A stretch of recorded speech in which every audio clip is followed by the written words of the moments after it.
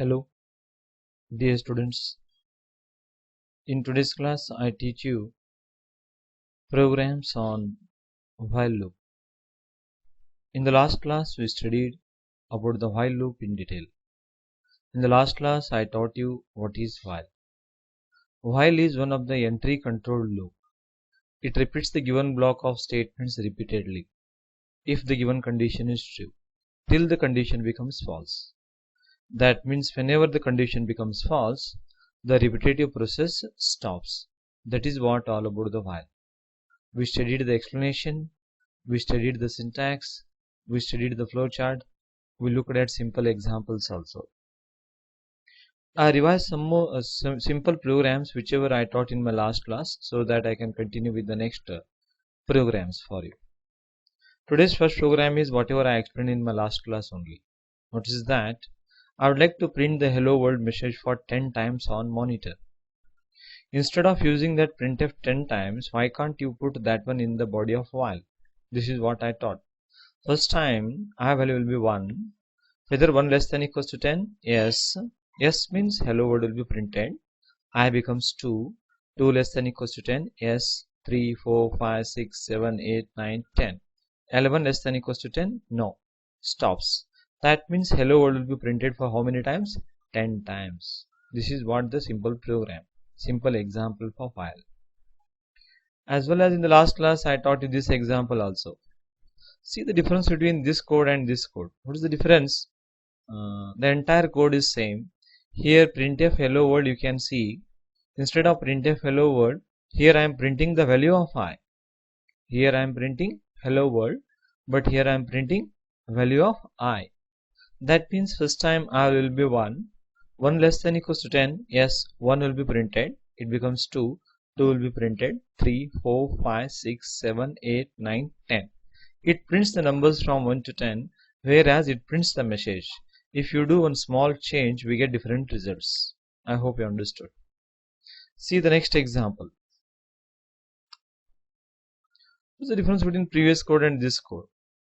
In the previous code here 10 is there, but see here 10 replaced by 100 here. That means it prints the numbers from 1 to 100. If you do small modifications, we are going to get different results. That means different softwares. And see here, we get first time I will be 1 less than equals to 100. Yes, 2, 3 like this. 1 to 100 will be printed. See this code difference. Here 100, here 50. 1 to 50 will be displayed. Yes, not only 1 to 50. One more modification we can see here. I equals to I plus 2. What I do, instead of this 50, I'll make 100. This code and this code now both are same. Int I equals to 1 there also, here also. I less than equals to 100, there also, here also. Printf I there also, here also. But instead of I equals to I plus 1, here I have written I equals to I plus 2. What happens? First time 1 will be printed. 1 plus 2, 3. 3 will be printed. 3 plus 2, 5. 5 will be printed. Means it prints the odd numbers between 1 to 100. Instead of writing I equals to I plus 1, if you write I equals to I plus 2, we get the odd numbers between 1 to 100. See the next code.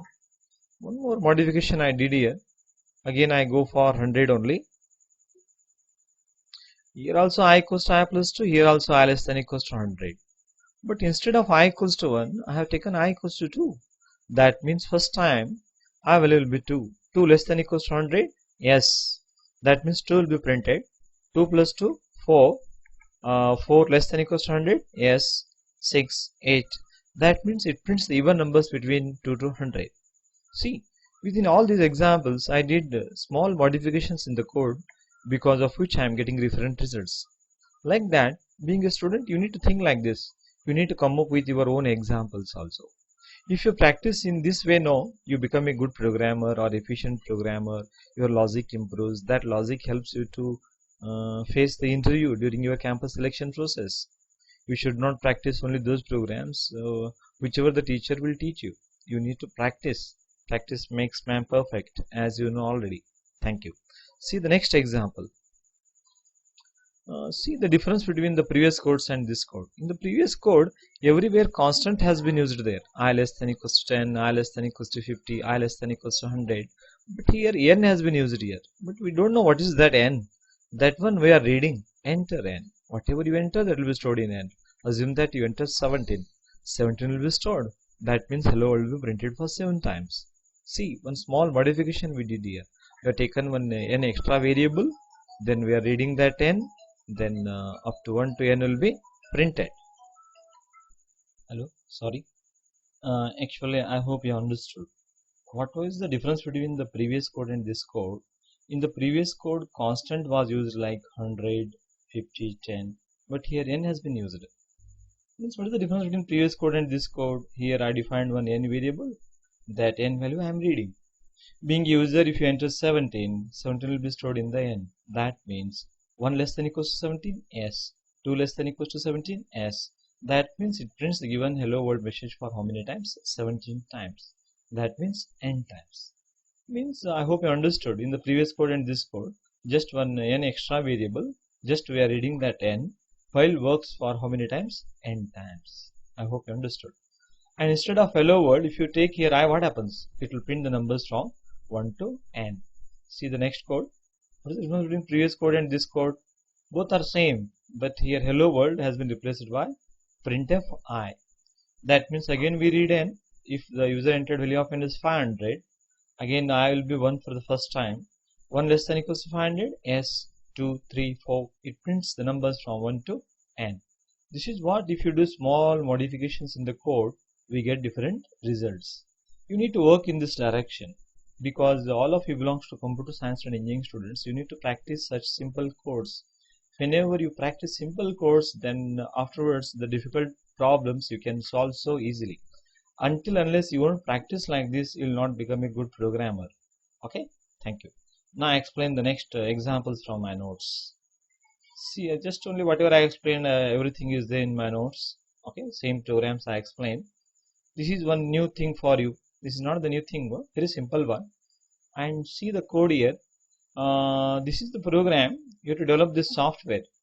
Whenever we run this software or the program, it will ask you to enter the value of n. I enter 5. If you enter 5, I would like to get 1 plus 2 plus 3 plus 4 plus 5. How much? Means 1 to 5 summation I need. See the code. The previous code and this code both are same. Just only I explained you. While I less than equals to n, print I equals to I plus 1. Print I equals to I plus 1. Instead of printing, what I did here, sum equals to previous sum plus I. Means instead of printing, I want to make the sum. That's I replaced that one with sum equals to sum plus I. First time I have taken sum equals to 0. 0 plus 1, 1. Okay, sum because I explain it very slowly. Assume that entered value of n is 5. Okay, very good. I is nothing, n is nothing, sum is 0. You have to store 0 compulsory if you are making the sum. If you won't store 0, garbage value will be there. Garbage means unknown value will be there. Unknown value plus known value becomes known value or unknown value. Unknown plus known will become always unknown. Garbage into known becomes garbage value. To avoid such errors, we need to store 0 compulsory in order to find the sum. Sum equals to 0, no problem. Enter the value of n. I entered 5. First time I is 1. 1 less than equals to 5? Yes. 1 is less than equals to 5. Yes. Then what is the sum for the first time? 0. 0 plus 1. 0 plus 1, 1. Now sum has become 1. Then what is the I value? Previous I is 1. 1 plus 1, 2. Then next file will be checked. 2 less than equals to 5? Yes. Then previous sum is 1. 1 plus 2. 1 plus 2, 3. Next previous I is 2. 2 plus 1, 2 plus 1, 3. Next 3 less than equals to 5? Yes. 3 less than equals to 5? Yes. Previous sum is already 3. 3 plus 3. How much? 6. Previous I is how much? 3. 3 plus 1? 3 plus 1? 4. Next 4 less than equals to 5? Yes. 4 less than equals to 5? Yes. Previous sum is how much? 6. 6 plus 4? 10. Previous I is 4. 4 plus 1, 5. Next, 5 is less than equals to 5. Yes, 5 is less than equals to 5. Then previous sum is 10. 10 plus 5, how much? 15. 10 plus 5, 10 plus, okay, 10 plus 5, how much? 15. Okay, next 5 plus 1, 5 plus 1, how much? 5 plus 1, how much? 6. 6 less than equals to 5? No. 6 is less than equals to 5? No, 6 is not less than or not equals to 5. Condition false. What is sum? Sum is 15. Sum is 15. Program is over. I hope you understood. See the video once again, you'll understand. This is what the program to find sum of 1 to n numbers. I hope you understood. And I want to find average also. If you want to find average, just take one average variable here, float avg. Afterwards, average equals to sum upon n. Sum upon n. Sum is also integer, n is also integer, because of which we get the result also in integer. But I want numbers with fractional part. That's why float. This is type conversion.